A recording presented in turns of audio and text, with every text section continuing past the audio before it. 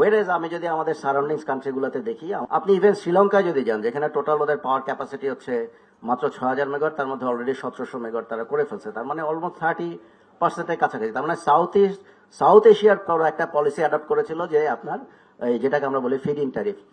এখন হচ্ছে যদি সদিচ্ছা থাকে তাহলে কিন্তু খুব ফাস্ট খুব বেশি করার মানে মানে আমি কোনো বাধা দেখি না। ঠিক আছে, যেমন আমরা সমস্ত জায়গায় কথা বলি, মাননীয় প্রধানমন্ত্রী বলতেছেন, আমাদের বিদ্যুৎ মন্ত্রী মহোদয় বলতেছেন যে রিনিউয়েবলকে আমরা সর্বোচ্চ পরিমাণ আপনার সাপোর্ট দিব, আমরা 10,000 মেগাওয়াট চাই, যেটা যদি আমার কাছে খুব অ্যাগ্রেসিভ মনে হয় যে আমাদের প্রেজেন্ট কনটেক্সটে, কিন্তু আবার মনে হয় যে এটা 3 বছরই সম্ভব যদি আমাদের পলিসি সাপোর্ট। এত কিছু বলার পরও আমার কথা হচ্ছে রিনিউয়েবল আইটেমের উপরে আমরা এখন তো পাওয়ার ক্রাইসিস চলতেছে, আমরা পাওয়ার সেক্টরে প্রায় 60,000 কোটি টাকা আপনার ভর্তুকি দিচ্ছি তেল গ্যাস এগুলোর পিছনে, আমরা তেল গ্যাস পাচ্ছি না, পাওয়ার প্ল্যান্ট চালাতে হচ্ছে। এত কিছুর পরও রিনিউয়েবল আইটেমের উপরে কেন আমার আবার এই ডিউটি রাখতে হবে?